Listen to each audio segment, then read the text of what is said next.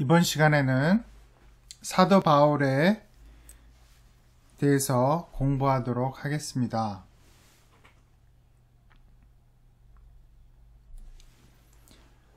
바울은 기독교의 제2창시자라고 불릴 만큼 신약 성서와 교회사에서 매우 중요한 인물입니다. 물론 바울을 제2창시자라고 부르는 것은 옳지 않습니다.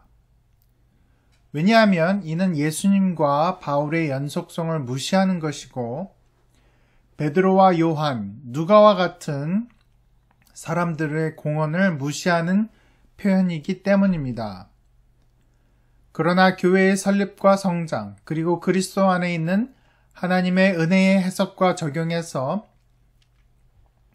바울이 중요한 역할을 했음은 부인할 수 없는 사실입니다. 사도 바울은 오늘까지도 정경의 일부가 된 13서신을 통해서 우리에게 영향을 미치고 있습니다. 이 서신서들은 신약 성경의 약 4분의 1을 차지하며 바울은 누가 다음으로 신약 성경 중 많은 분량을 기록한 저자입니다. 게다가 거의 바울에 관한 이야기로 점철된 사도행전 16장 16장들을 더한다면 바울은 신약 성경의 거의 3분의 1을 차지하는 셈입니다.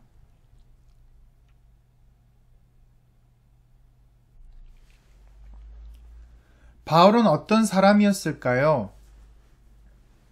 그의 배경을 살펴보는 것이 그를 이해하고 그의 말들을 정확하게 해석하는 데 도움이 될 것입니다. 바울은 자신의 배경에 대해서 대충 소개하는데 그 자료는 그의 서신서들에 산발적으로 흩어져 있습니다. 기본적인 역사적 내용들은 바울이 성전 층대에서 분노한 유대인 무리들에게 한 설교와 아그리빠 2세와 로마 총독 베스도 앞에서 행한 설교에서 찾아볼 수 있습니다. 길리기아 다소에서 났고, 다소, 타르수스는 소아시아 남동쪽에 위치한 길리기아 지방의 주요 도시이며 바울의 시대에는 로마의 속초인 시리아 길리기아의 수도였습니다. 이 도시는 부유했고 특혜를 받았으며 문화 수준이 높고 유명한 학교들이 있었습니다. 우리 한국 부모님들 학군 좋은데 이사 갔죠? 학군이 좋았습니다. 바울은 다소에서 출생했을 뿐 아니라 이 특별한 도시의 시민이기도 했습니다. 그래서 오른쪽 위편에 보시면 지도가 있는데, 소아시아, 팔레스타인 지역과 터키가 만나는 시리아와 터키의 거의 경계선상에 있습니다. 타르수스.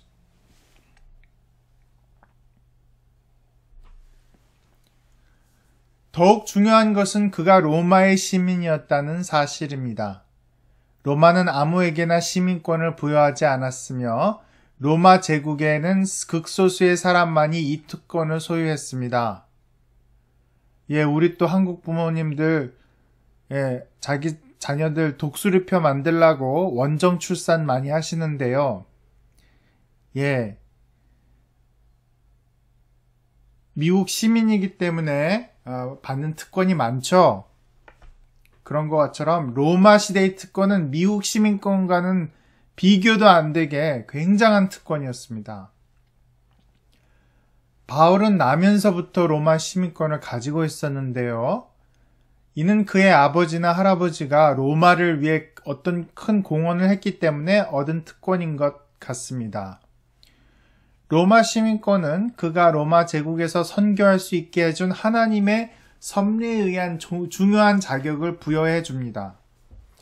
이 시민권은 사람들이 그의 설교를 좋아하지 않아 그를 가두려 할 때 피할 수 있게 해주었고요. 형벌을 면하게 해주었으며 로마 황제에게 항소할 수 있게 해주었습니다.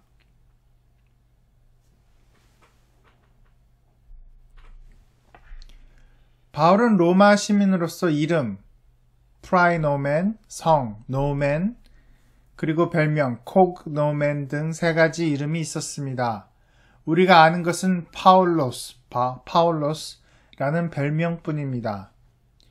바울은 고향에서 그의 직업 기술을 배운 듯합니다. 그 지방의 산물인 길리기움, 염소털인데요.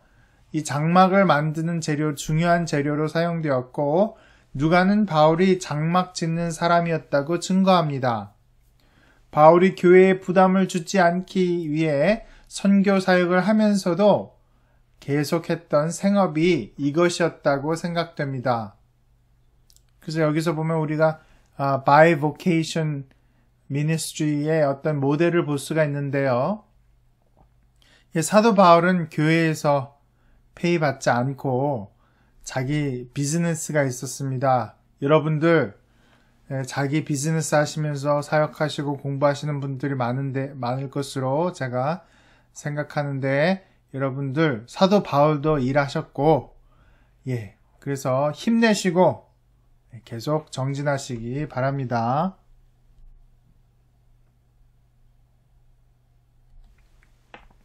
이 성에서 자라. 성전 층대에서 행한 바울의 설교 중 이 구절은 바울이 어린 시절을 다소에서 보냈는지 또는 예루살렘에서 보냈는지에 대한 논란을 불러일으켰습니다. 이 문제가 많은 관심을 불러 모은 것은 바울의 사고 세계에 관한 논의에 중요한 역할을 하기 때문입니다. 바울의 가르침은 헬라 세계의 영향을 많이 받았습니까? 아니면 유대 세계의 영향을 더 많이 받았습니까? 이 구절의 중요성은 다음의 두 가지 문제에 달려 있습니다. 첫째, 이 성은 현재 바울이 연설하고 있는 도시 예루살렘을 가리키고 있는 것입니까? 아니면 그가 얼마 전에 언급한 도시 타르수스를 가리키는 것입니까?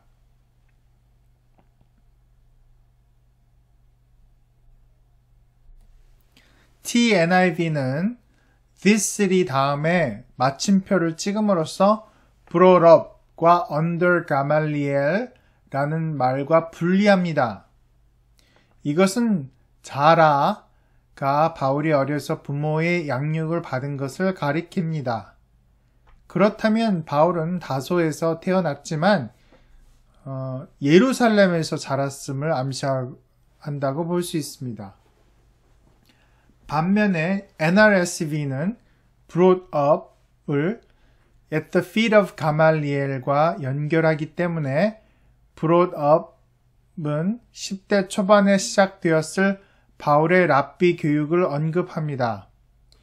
이렇게 해석할 경우에 바울은 다소에서 자랐으며 공부하기 위해서 예루살렘으로 왔다는 말이 됩니다.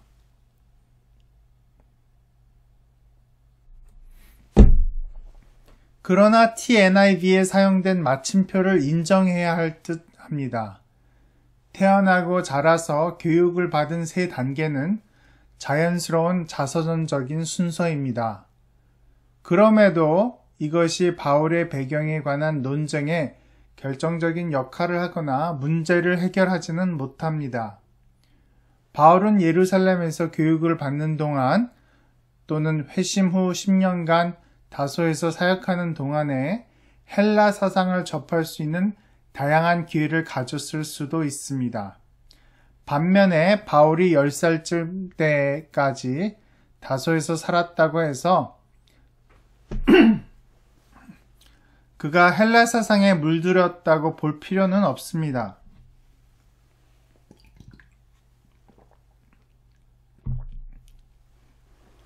바울은 자기가 히브리인 중에 히브리인이라고 강조하는데 이것은 그의 부모와 자신이 문화적으로나 언어상으로나 팔레스타인 유대인식의 사고를 가지고 있었다는 것입니다.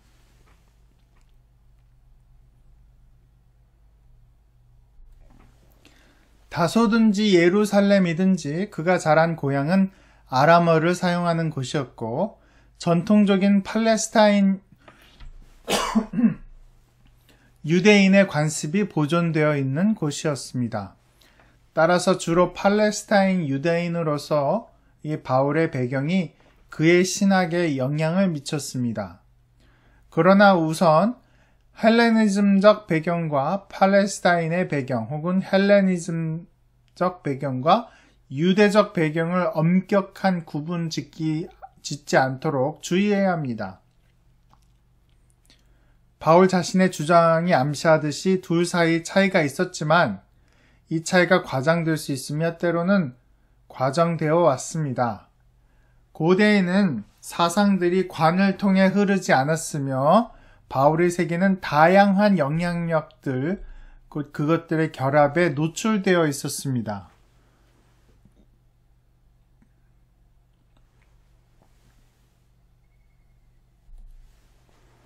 우리 조상들의 율법에 엄한 교육을 받았고 하나님께 대하여 열심 있는 자라. 바울은 태어나면서부터 히브리인 중에 히브리인이었을 뿐 아니라 철저한 유대교 신봉자여 가장 엄격한 분파에 속해 있었고 바리새인이었음을 강조합니다. 학자들은 1세기 바리새주의의 많은 양상에 대해 의견을 달리하지만 비교적 분명한 사실이 몇 가지 있습니다. 바리새인들은 구전의 율법, 장로들의 유전, 기록된 모세의 법을 보완하고 해석하기 위해 만들어진 일련의 규정들에 관심을 많이 기울였습니다. 그들은 모세 오경에 명시되어 있지 않은 교리들도 수용하려 했기 때문에 사두개인들과 근본적인 차이가 있었습니다.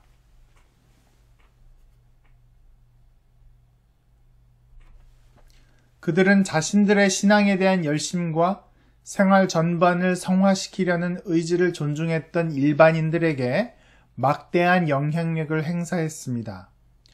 바울은 힐렐 학파의 바리새인이었던 가말리엘 1세 문화에서 교육을 받았습니다.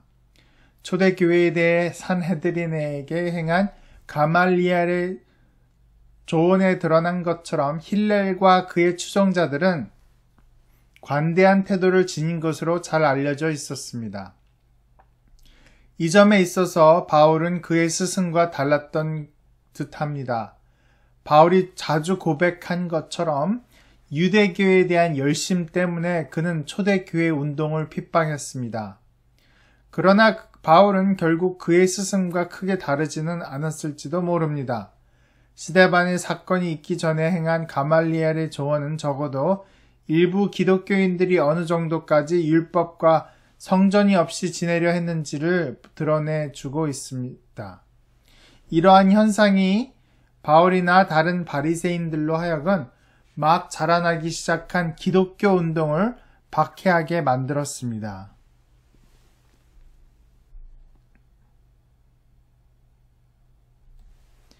다메섹에 가까이 왔을 때 기독교인들을 박해했던 사람이 다메섹으로 가는 도중에 갑자기 부활하신 예수님을 만남으로써 가장 유능한 그리스도의 전도자로 변신했습니다. 다메섹 도상에서의 바울의 경험은 누가가 한 번 묘사했고요. 사도행전에서 바울이 2번 그리고 그의 서신에서 한 번 묘사했습니다. 이러한 분명한 묘사 외에도 이 사건을 암시하는 기록들은 바울에게서 자주 찾아볼 수 있습니다. 일부 학자들은 이 사건이 바울의 신학을 형성하는 데 기본적인 역할을 했다고 주장했습니다. 바울이 경험한 그리스도와의 만남은 단순한 심리적인 경험이 아니고 영적 환상도 아니었습니다.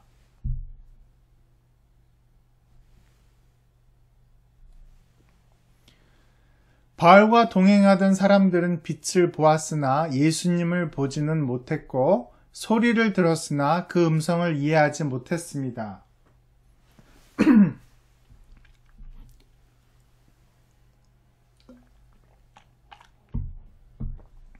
더욱이 바울이 이 부활하신 예수님이 나타나심이 예수께서 부활하시고 승천하시기까지 베드로와 여러 제자들에게 나타나신 것과 동등한 것이라고 주장했습니다.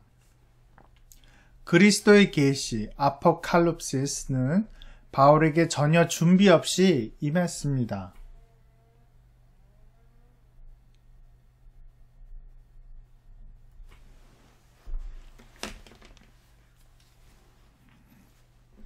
이전까지 바울은 자신이 유대교 신앙에 만족을 느끼지 못했다는지 하나님에 관한 더 깊은 체험을 추구했다고 암시한 적이 없습니다. 이러한 준비 기간을 지적한다고 생각되기도 하는 본문들은 달리 해석하는 것이 훨씬 더 바람직합니다. 바울에게 들려온 가시체를 뒷발질하기가 네게 고생이니라 라는 하늘의 경고는 바울이 성령의 역사를 거부해왔다는 것이 아니라 이제 하늘로부터 온 계시 안에 표현된 하나님의 뜻을 거부하지 말아야 한다는 의미입니다. 로마서 7장 14절에서 25절도 회심 이전의 바울의 심리적 갈등을 가리킨다고 보기 어렵습니다. 오히려 사도행전에서의 그 체험에 대한 묘사나 빌립보서 3장 3절에서 11절에 기록된 바 그 사건에 대한 바울의 암시는 열심히는 유대교인이요 교회를 핍박하는 사람이 갑자기 예수의 제자로 변했음을 강조합니다.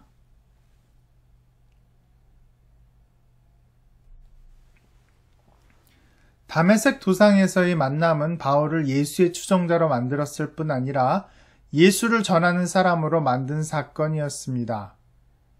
둘의 관계가 모든 기록에 동일하게 진술되지는 않았지만 모든 기록이 바울의 회심을 사역의 부르심과 동일시했음은 분명합니다. 어떤 사람들은 이 계시가 회심의 경험이 아니라 소명의 경험이라는 지나친 주장을 합니다. 유대교와 기독교 사이에 어떤 연관성이 있었던 간에 신약 성경은 이 둘은 다른 것이고 기독교에만 구원이 있음을 분명히 합니다. 따라서 전자에서 후자로 변화하는 것은 회심이라고 불러야 하겠습니다.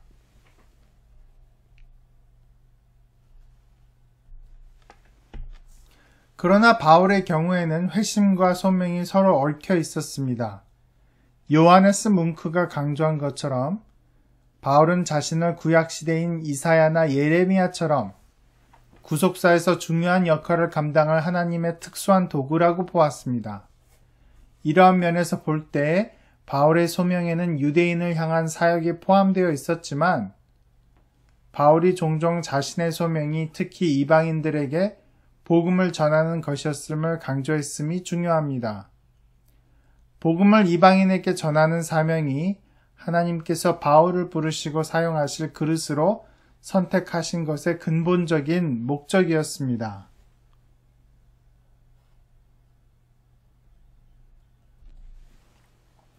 바울의 서신들은 그의 어린 시절, 과거의 여행들, 미래의 계획 등을 언급하지만 바울의 생애를 재구성하는 데 필요한 정보를 제공하지는 않습니다. 그것은 당연히 예상되는 일입니다. 바울은 특수한 문제를 다루기 위해 편지들을 썼고 그러한 문제들을 다루는 데 필요하다고 생각되거나 특별한 상황으로 인해서 기도를 부탁할 때에만 자신의 경력을 언급합니다.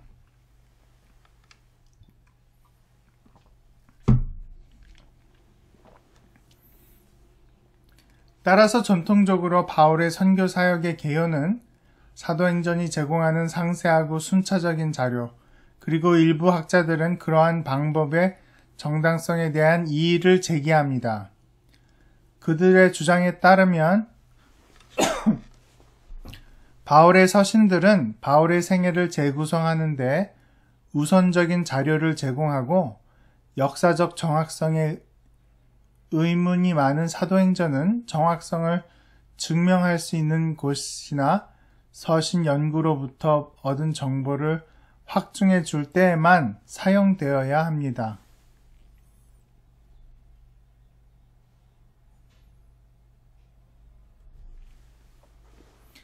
이러한 조건을 기초로 하여 구성된 개략적인 바울의 이력과 연표는 전통적인 것과 꽤 다른 모습을 갖게 됩니다.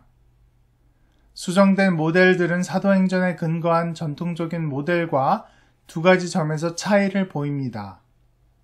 첫째는 사도들의 공회의 배치입니다.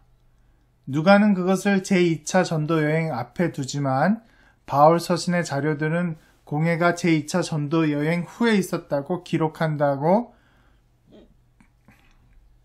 주장됩니다.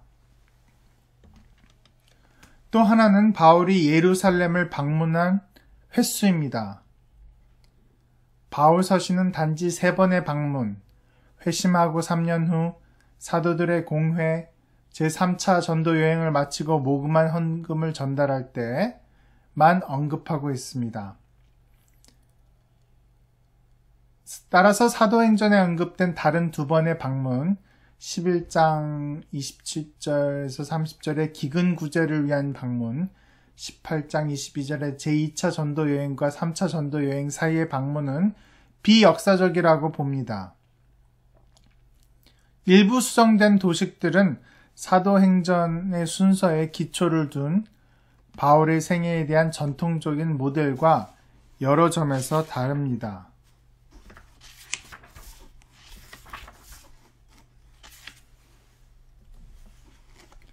그러나 그러한 수정본들이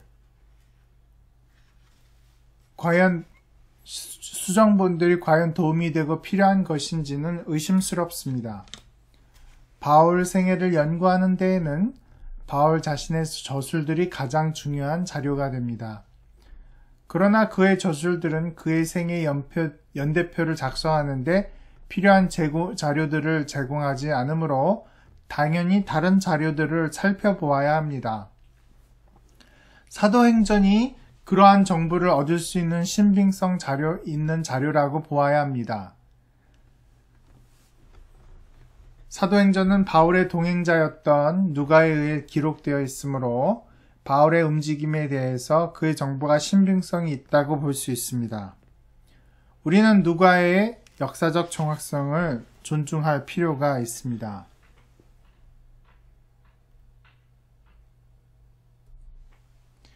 이것은 바울 서신과 사도행전의 기록이 다를 경우 사도행전을 선호해야 한다는 의미는 아닙니다. 그러나 발견된 많은 문제점들은 특수한 해석들의 산물로서 그러한 해석들만 가능한 것은 아닙니다. 바울의 이동에 대한 바울 자신의 진술들과 사도행전에 기록된 바울의 이동은 놀랄 만큼 일치하고 있습니다. 바울의 생애를 구성하는 데 있어서 사도행전을 부차적인 것으로 취급하는 것은 부당합니다. 그러므로 앞으로 바울의 선교 사역과 그 연표를 살펴보는 데 있어서 우리는 사도행전을 중요한 자료로 사용할 것입니다. 사도행전과 바울 서신의 근거를 둔 바울의 사역의 상대적인 연표를 일단 작성한 후에 절대적인 연표를 구성해 보도록 하겠습니다.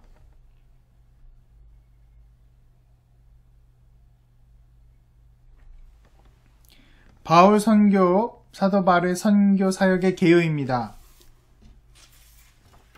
회심으로부터 1차 전도 여행까지가 있습니다.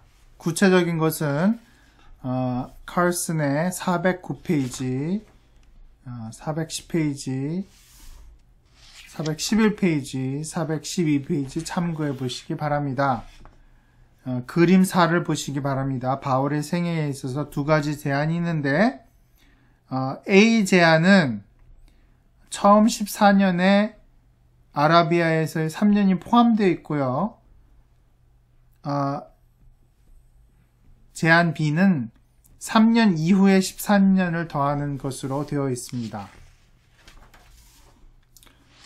두 번째로는 바울의 1차 전도 여행에서 그의 죽음까지로 볼 수가 있는데 여러분들 412페이지서부터 15페이지까지 참조하시기 바랍니다. 여러 가지를 고려해 볼 때 다음과 같은 선교 사역 연표를 구성해 볼 수가 있겠습니다.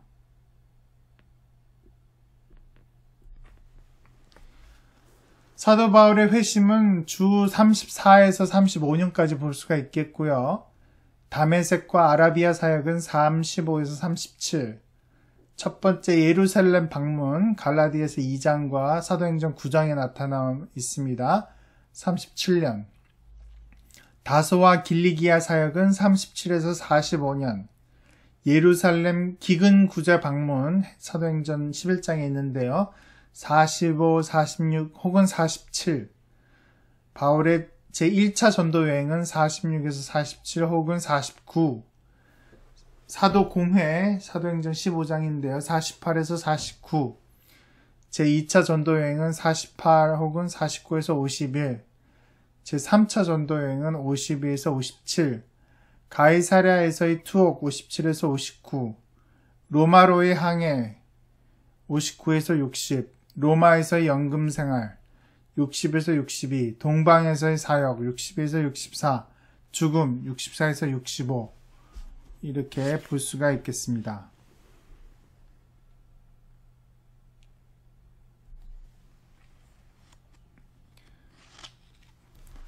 바울의 사역의 기초는 그가 자신을 사도로 인식한 것입니다. 그도 다른 사람들처럼 주님을 보았고 주님이 그를 사도로 부르셨습니다. 바울은 하나님의 부르심으로 사도가 되었기 때문에 그를 대적하는 일부 사람들이 지극히 큰 사도라고 부른 후 베드로, 야고보, 요한 그리고 12사도들 중 다른 사람들과 동등한 권위를 가지고 있었다고 주장할 수 있었습니다. 바울의 모든 편지들은 이러한 사도의 권위를 의식하면서 쓴 것입니다. 바울은 때때로 자신의 가르침과 주님의 가르침을 구분할 수 있었으며 어디에서도 자신의 편지가 영감을 받은 것임을 분명히 하지 않았습니다.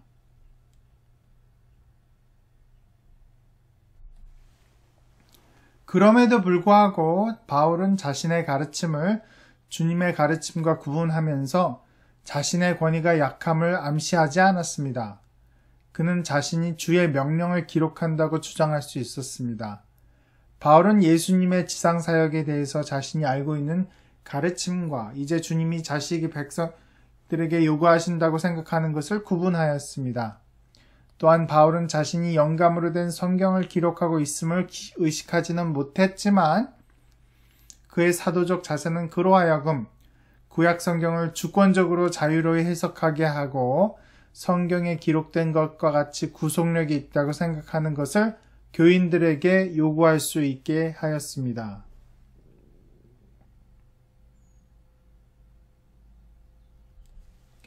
바울의 가르침에 영향을 준 근원들에 대한 논의에서는 자신의 복음이 예수 그리스도로부터 받은 계시에서 비롯되었다는 바울의 주장을 다루어야 합니다. 이 계시는 다메섹 도상에서 바울에게 나타나신 그리스도를 가리키는 것입니다. 바울은 자신이 갈라디아인들에게 가르친 복음이 인간에게서 비롯된 것이 아니라 계시를 통해서 왔음을 분명히 하고 있습니다.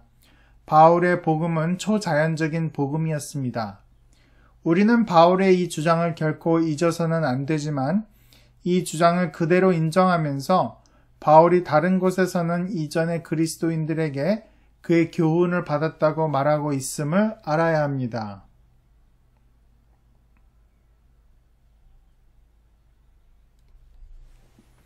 예를 들면 고린도전서 15장 1절에서 3절에서 바울은 자신이 고린도 교인들에게 전한 복음에 관해 말하면서 내가 받은 것을 너희에게 전하였다라고 말합니다.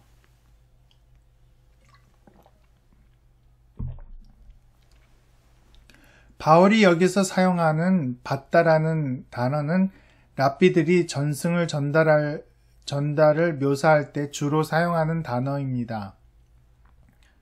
바울이 주장하는 것은 그리스도의 죽음과 매장과 부활 등 그의 복음적 가르침의 요소들은 다른 사람들이 그에게 전해주었다는 것인 것 같습니다.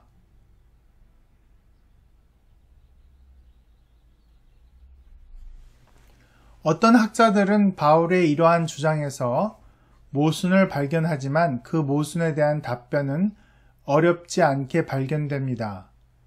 우리는 본질과 형태를 구분해야 합니다.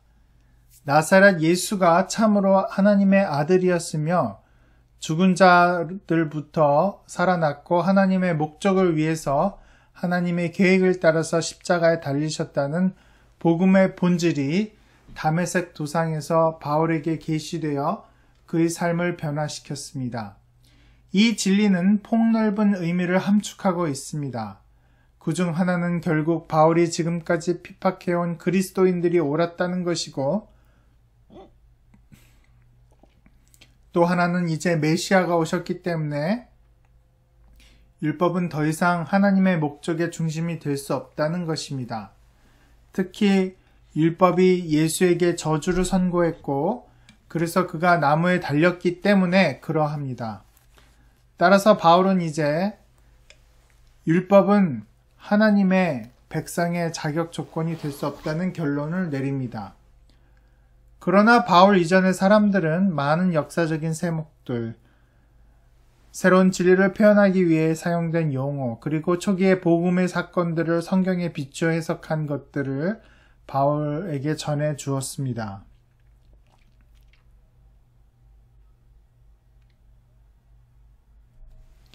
바울이 이용할 수 있었던 예수에 대한 초기 교회 기독교 전승들이 어떤 것이었는지 확인할 방법이 없지만 사도행전 1장에서 8장까지 연설들에서 발견되는 역사적 사실들과 신학적 강조점들은 바울이 회심하고 3년 후에 베드로와 함께 보름을 지내는 동안 베드로와 다른 신자들이 바울에게 전해준 것이라고 가정할 수 있습니다. 이미 살펴본 대로 고린도전서 15장 3절 이하에서는 전승들을 전하고 받는 것을 가리키는 용어를 사용하고 있습니다. 그러나 바울의 서신들이 그가 사용한 전승들에 대한 더 많은 정보를 제공해 줄 수도 있습니다. 문체와 신학의 분석을 통하여 바울 서신 안에서 초대교회의 다양한 신조나 찬송, 전통적인 교리 문답 자료를 확인할 수 있다는 주장도 있습니다.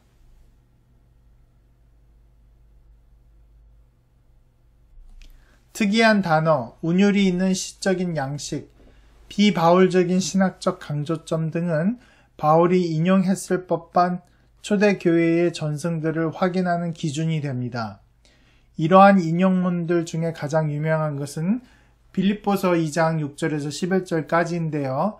몇 개의 특이한 단어들이 있고 찬송 양식으로 나열될 수 있는 비슷한 길이의 행들로 구분되며 바울 서신의 다른 곳에서는 찾아볼 수 없는 기독론 사상이 소개되고 있습니다. 그렇다면 빌립보서 2장 6절에서 11절은 바울이 인용한 초대교회의 찬송일 수도 있습니다. 바울 서신이 이와 비슷한 다른 인용물들이 있을 수도 있습니다. 오늘날 설교자들이 초대 기독교의 신조나 찬송 등을 인용하듯이 바울이 독자와의 공감대를 형성하기 위해서 그리고 초기 기독교의 가르침에 대한 일반적으로 동의한다는 사실을 보이기 위해서 그러한 자료들을 인용한 것은 지극히 자연스러운 일입니다.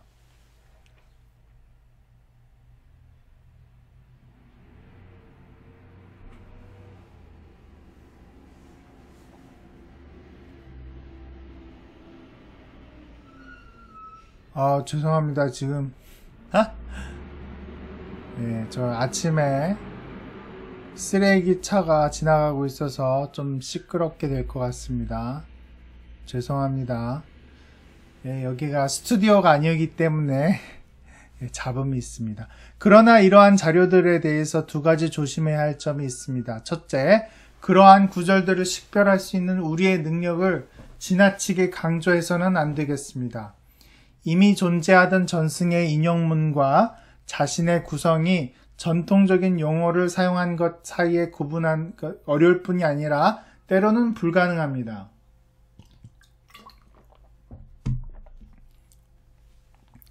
둘째, 해석학적 결론이나 신학적 결론을 끌어내기 위해서 이러한 전승들에 대해서 출처나 신학적 경향 같은 추상적이고 막연한 자료들을 사용하지 않도록 조심해야 하겠습니다. 그렇게 하기에는 우리가 아는 것이 너무 미흡합니다.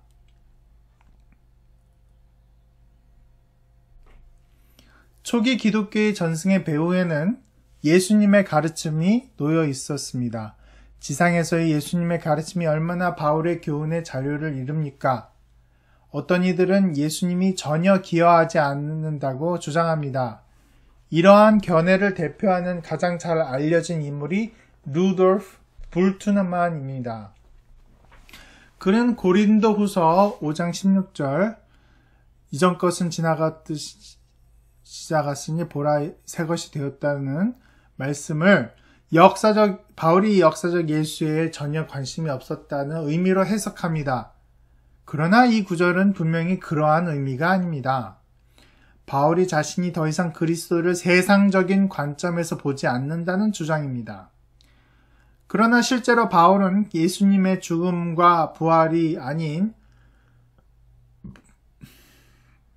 예수님의 사역 중에 있었던 사건을 거의 언급하지 않으며 예수님의 가르침도 거의 인용하지 않습니다. 그러나 그것은 바울의 가르침이 예수님의 가르침의 영향을 받지 않았다는 의미가 아닙니다.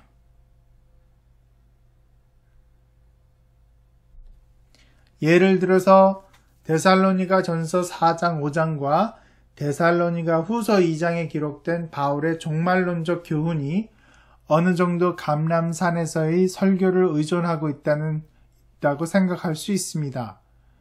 로마서 12장의 윤리적 교훈이 산상수훈과 흡사한 점이 많음도 오래전부터 인식되어 왔습니다. 그렇다면 바울은 분명히 그가 인용한 교훈들의 수요가 제시하는 것보다 훨씬 더 많이 예수님의 교훈에 대해서 알고 있었고 그 교훈을 사용했음이 분명합니다. 실제로 데이빗 웨남은 바울이 예수님의 전승들에 대해 알고 있었다는 엄청난 증거가 있다고 결론합니다. 더욱 중요한 것은 증명할 수는 없지만 바울 신앙의 중요한 면들이 예수님의 가르침을 의존하고 있으며 일치한다는 것입니다.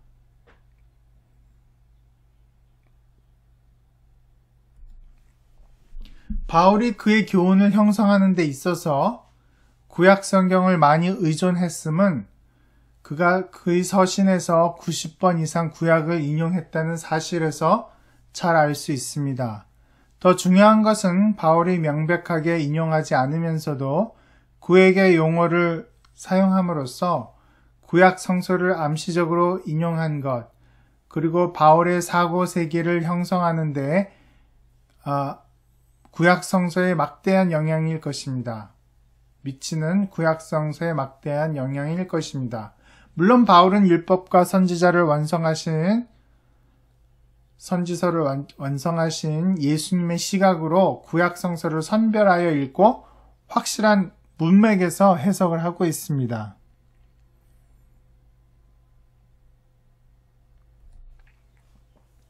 (19세기) 학자들은 종종 자신들이 가지고 있는 고전적인 헬라 문학과 철학에 대한 지식을 배경으로 하여 바울 서신을 읽었습니다. 따라서 바울이 그가 성장하고 일한 헬라세계의 혜택을 보았다고 가정했습니다. 20세기 초에 종교사학파가 바울이 헬라의 신비 종교에 의존했음을 강조함에 따라 그 초점이 좁혀졌습니다. 바울 시대에 성행했던 신비 종교들은 신과 신비적인 관계를 가질 수 있는 인간의 능력, 비밀의 신비의식, 종교적 열정과 무아지경 등을 강조했습니다. 리처드 라이튼슈타인, 윌럼 부셋, 루돌프 볼트만 등의 학자들은 바울의 서신에서 이러한 특징들을 많이 발견하고 바울은 그리스도에 관한 그의 교훈을 이러한 종교들이 제공하는 범주에서 다양하게 적용하려고 했다는 결론을 내렸습니다. 가장 극단적으로 바울이 단순하고 윤리적인 예수님의 메시지를 신비적인 종교로 급격하게 변질시켰다고 생각하기도 했습니다.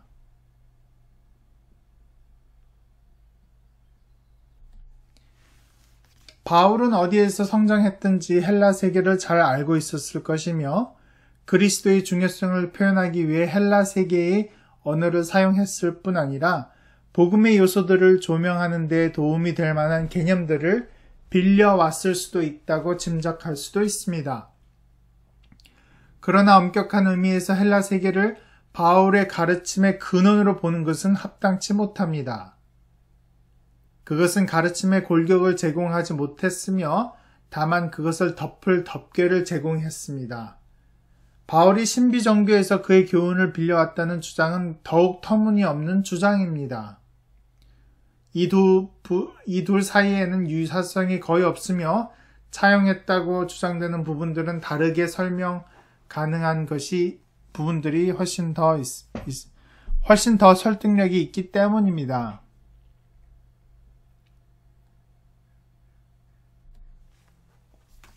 바울의 가르침을 그리스나 헬레니즘 세계를 배경으로 하여 해석하려는 경향에 대한 반작용으로 많은 학자들이 바울의 세계가 유대적이고 유대교가 바울의 가르침에 가장 큰 영향을 끼쳤다고 주장해 왔습니다. 몬테피에로는 다소에서 보낸 바울의 유년 시절의 헬라적 유대교가 핵심 요소라고 제안합니다. 알버트 슈파이처는 종말론적 유대교가 바울의 가르침의 중요한 요소라고 생각하는 반면 데이비스는 랍비적 유대교와 바리새주의를 강조합니다.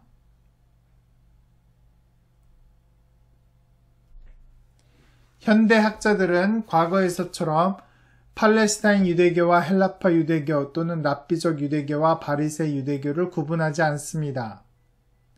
이러한 구분들은 절대적으로 받아들이지 않고서도 바울의 사고세계는 그의 유대인으로서의 성장에 의해 형성되었음을 대체적으로 동의한다고 말할 수 있습니다. 바울이 히브리인 중에 히브리인이요 바리새인이라는 주장이 이 문제에 결정적으로 중요하다는 것을 인정해야 합니다.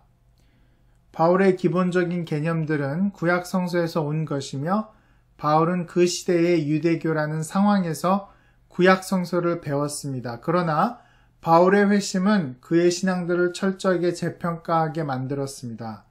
그의 가르침 중에 유대교의 영향을 받은 것이 있다면 그것은 무의식 중에 그의 새로운 믿음으로 흘러 들어간 것이 아닌 그의 의도적인 선택의 결과였습니다. 수고하셨습니다.